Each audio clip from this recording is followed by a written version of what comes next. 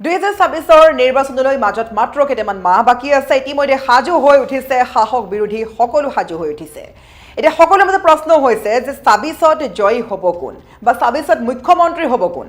আপোনাৰ দৃষ্টিত আটাইতকৈ কোন গৰাকী মুখ্যমন্ত্ৰী হলে শক্তিশালী হ'ব পাৰিব আমি অপচন দিছো অপচন এ আছে Sarbananda Sonowal option B Gaurav Gogoi option সি হিমন্ত বিশ্ব শৰ্মা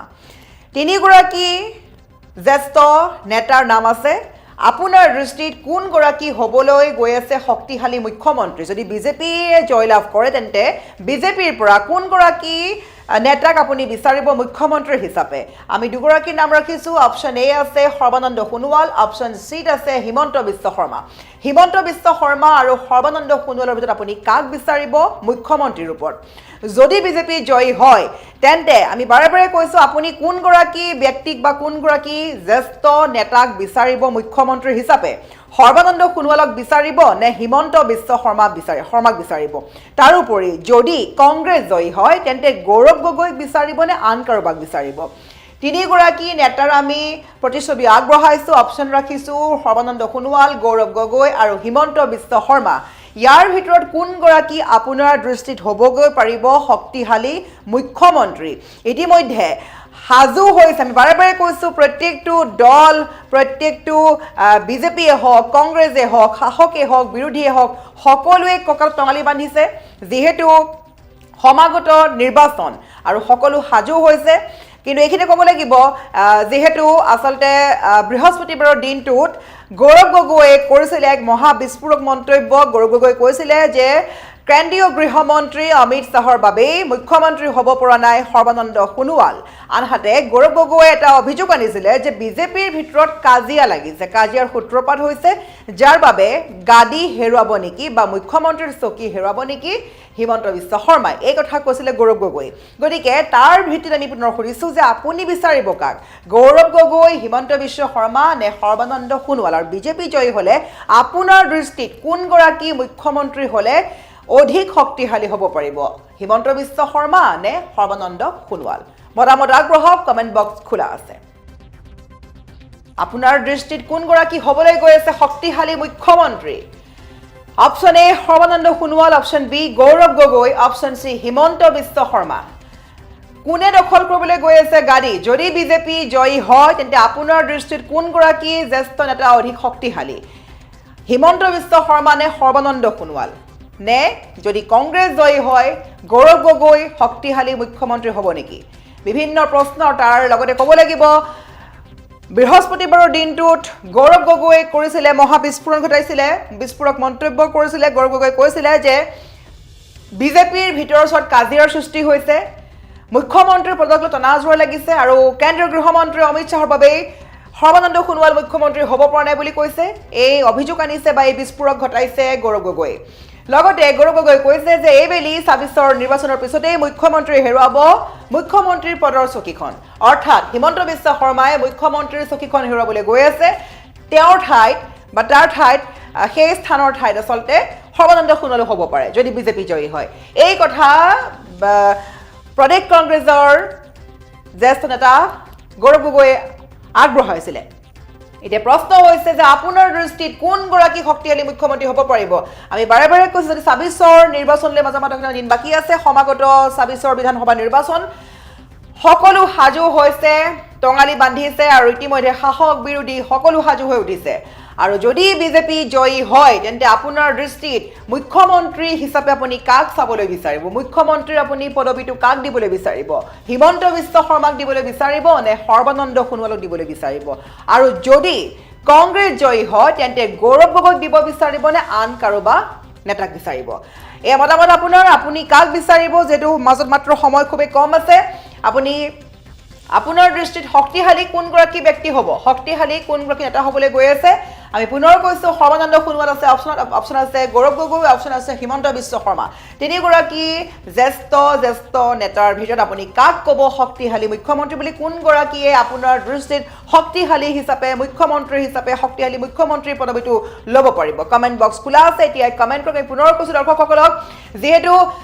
নিৰ্বাচনলৈ মাজত কেইটামান দিন বাকী আছে এটা মাহ বাকী আছে ইতিমধ্যে শাসক সাজু হৈছে বিৰোধী সাজু হৈছে সকলো সাজু হৈছে তেনে মুহূৰ্তত আমি ডাঙৰ প্ৰশ্ন উত্থাপিত কৰিছো এয়া ৰাইজলৈ আপোনাৰ দৃষ্টিত কোনগৰাকী শক্তিশালী মুখ্যমন্ত্ৰী হ'ব পাৰিব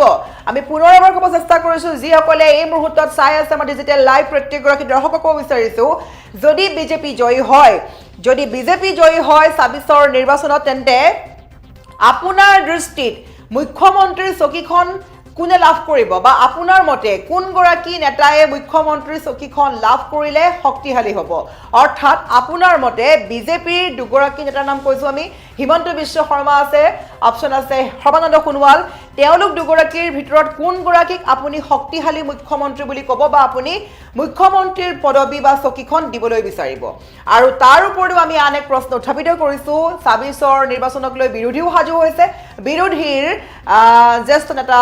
প্ৰয়াত তৰুণ গগৈৰ পুত্ৰ গৌৰৱ গগৈ সাজু হৈ উঠিছে আৰু গৌৰৱ গগৈক আপুনি বিচাৰিবনে মুখ্যমন্ত্ৰী হিচাপে বা আপোনাৰ মতে শক্তিশালী মুখ্যমন্ত্ৰীৰ পদবী ল'ব পাৰিবনে গৌৰৱ গগৈ যদি কংগ্ৰেছ জয়ী হয় কংগ্ৰেছ জয়ী হ'লে গৌৰৱ গগৈক আপুনি শক্তিশালী মুখ্যমন্ত্ৰী বুলি কিমান নম্বৰ দিব বিচাৰিব আমি পুনৰ কৈছোঁ এই মুহূৰ্তত যিসকলে এই ডিজিটেল লাইভ চাই আছে প্ৰত্যেকগৰাকীক কমেণ্ট কৰক আপোনাৰ কমেণ্টটো খুবেই দৰকাৰী হৈ পৰিছে কিয়নো মাজত মাত্ৰ কেইটামান মাহ বাকী আছে আৰু এই ইলেকশ্যনৰ সময়খিনিতে নিৰ্বাচনৰ সময়খিনিতে কিন্তু শাসকে যদি আগচি ধৰিছে বিৰোধীয়ে প্ৰত্যুত্তৰ দিছে শাসকক গতিকে এই ধৰণৰ কিছুমান পৰ্যায় চলি আছে তেনে মুহূৰ্তত বৃহস্পতিবাৰৰ দিনটোতো বিজেপি চৰকাৰক লৈ মহা বিস্ফোৰণ ঘটাইছিলে কংগ্ৰেছৰ নেতা গৌৰৱ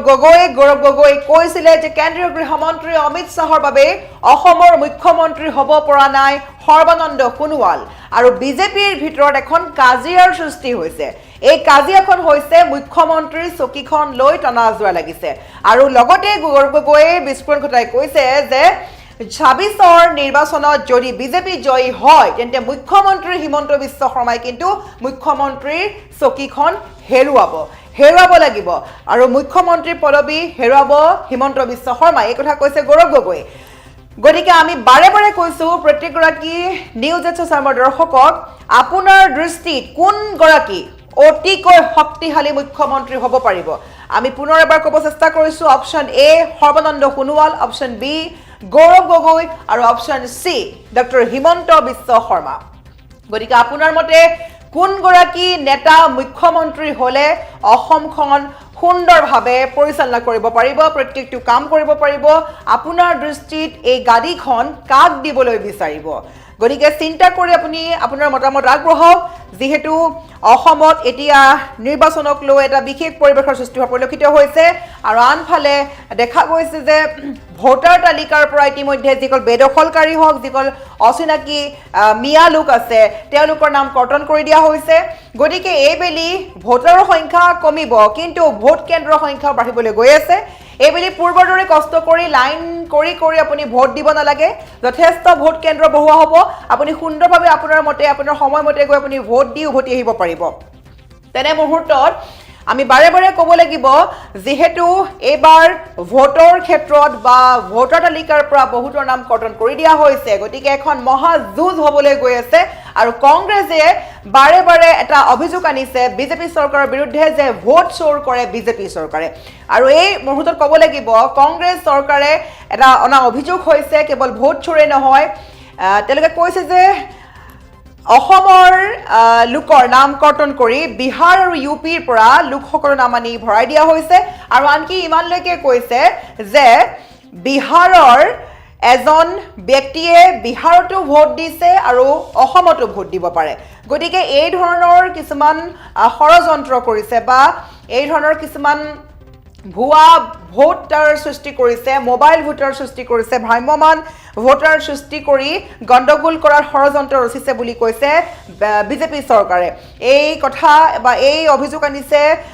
কংগ্ৰেছ চৰকাৰৰ বিৰোধীসকলে